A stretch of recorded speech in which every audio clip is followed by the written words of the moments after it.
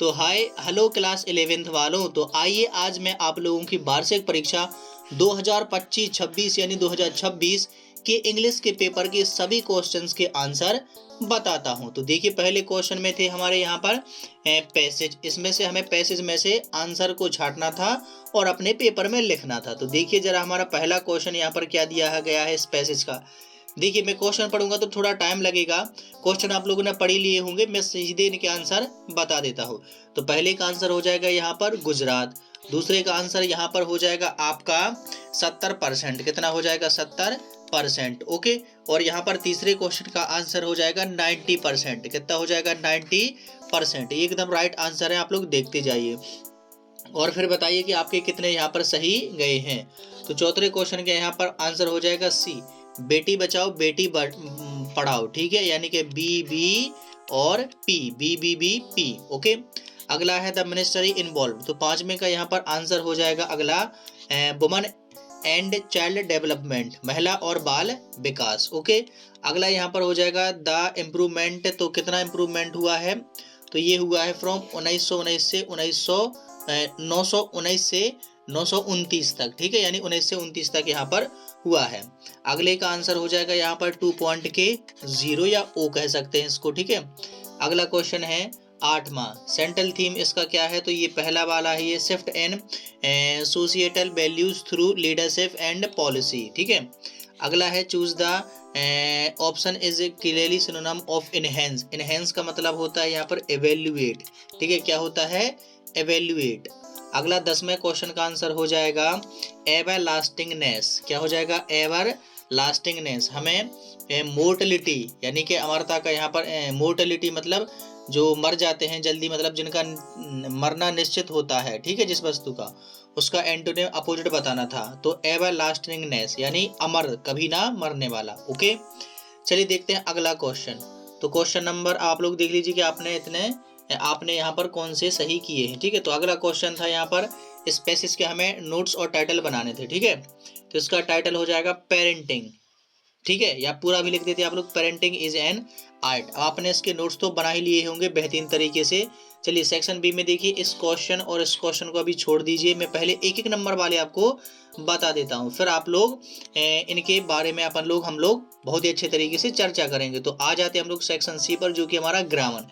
ये सभी को इसका इंतजार रहता है, तो आइए जल्दी से मैं इसके क्वेश्चन के आंसर बेहतरीन तरीके से आपको बता देता हूँ।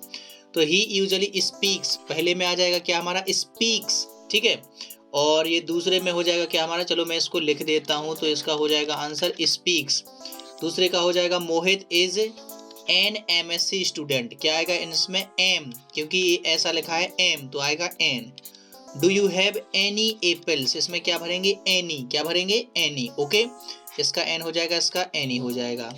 द मैन द पुलिस, तो इसमें हो जाएगा क्या? हुज। क्या हो जाएगा यहाँ पर? आपका राइट आंसर क्या हो जाएगा?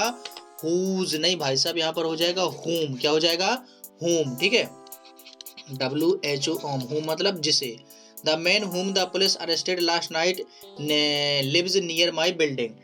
रात को पुलिस ने जिस व्यक्ति को पकड़ा है वो मेरे घर के पास में रहता था, मेरी बिल्डिंग के पास में। ठीक है। तो place the pain on the table, तो इस पे आ जाएगा ऑन। ओके। अगला हो जाएगा Mona was absent because she was ill, तो इसमें हो जाएगा क्या? बिकॉज। ओके। अब देखिए मैंने 6 के 6 बता दिए हैं। अब आप लोग बताइए कि आपने कौन से इसमें से 5 किए थे। ठीक है, उसके अनुसार आप लोग देख लीजिए। अगले आ जाते हैं हमारा क्वेश्चन नंबर 7, जिसमें है डू एज डायरेक्टेड। क्या है डू एज डायरेक्टेड? तो पहला है बी डिड, इसका हमें बनाना है नेगेटिव।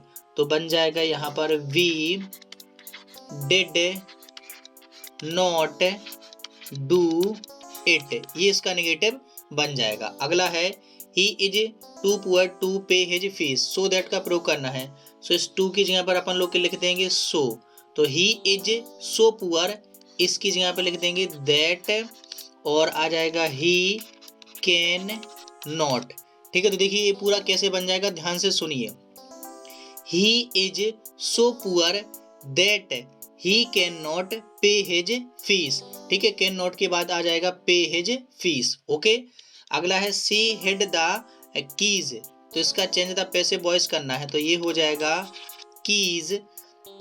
कीज तो प्लूरल है तो बर, वर्ब का थर्ड फॉर्म हिडन बाई, और ही का हो जाएगा हर, तो keys were hidden by her, ठीक है, keys were hidden by her. Okay, अब है हमारे पास में अनलेस का, तो इसके लिए मैं कलर चेंज कर लेता हूँ, ये वाला। Okay, unless you invite me I will not come, तो इफ का प्रयोग करना है अनलेस की जगह पर।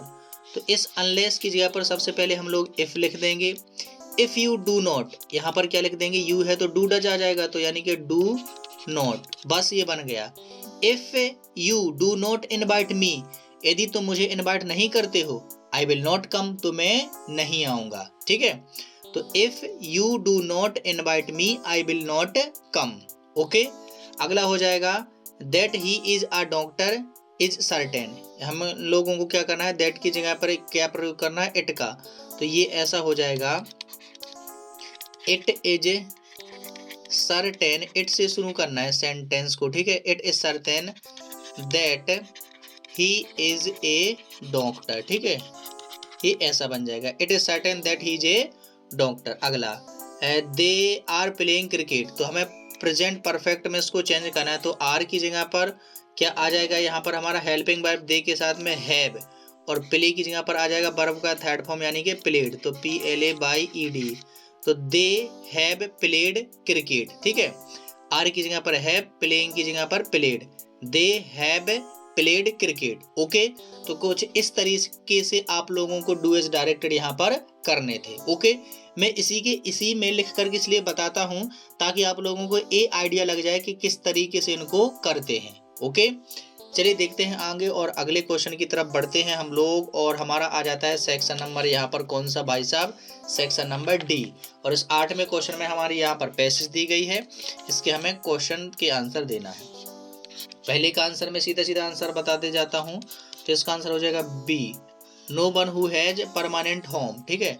दूसरे का आंसर हो जाएगा यहाँ पर क्या, गार्ड डॉग्स, क्या हो जाएगा, गार्ड डॉग्स। तीसरे का आंसर यहाँ पर हो जाएगा क्या हमारे पास में, टू टर्न शार्पली, क्या हो जाएगा, टू टर्न शार्पली। ओके, अगला क्वेश्चन यहाँ पर चौथा, तो इसका आंसर हो जाएगा डार्क ब्लैक, क्या हो जाएगा, डार्क ब्लैक। पांचवें का हो जाएगा निक मिडलटन, ठीक है, ये इसके राइटर का नाम है। अगला क्वेश्चन आ जाता है हमारा कौन सा, नौमा, तो नौवीं का ए वाले में देखिए कितने क्वेश्चन है, सभी के आंसर यहाँ पर आप लोगों को बता दिए जाते हैं, 3 क्वेश्चन है। तो पोएम किसके बारे में है, रेन के बारे में। ओके सर जी, पोएट का क्या नाम है, तो वॉट वाइटमैन है, क्या है, वॉट वाइटमैन। और इसमें क्या है, हमें एक्साइटिंग एग्जिस्टिंग का मीनिंग यहाँ पर बताना है, तो उसका होता है इटर्नल, यानी कि हमेशा अमर रहने वाला। अब चलिए बढ़ते हैं आगे और इसका देख लेते हैं बी नंबर वाला, तो इसके क्वेश्चन जरा देखते हैं कौन से हैं। इसमें हमारे पास में कितने, 4 question. The new born child was lifeless, जो नया बच्चा पैदा हुआ था वो कैसा था, लाइफलेस था, ठीक है। तो डॉक्टर का क्या नाम था, तो डॉक्टर का नाम था एंड्रयू, क्या नाम था डॉक्टर का, एंड्रयू। तो इस लेसन का क्या नाम था, बर्थ यानी कि जन्म, ठीक है। और चिल्ड का क्या मतलब है यहाँ पर, कोल्ड, बिल्कुल कैसा था यहाँ पर, ठंडा मौसम। तो ये यहाँ पर 4 नंबर के हो गए हैं।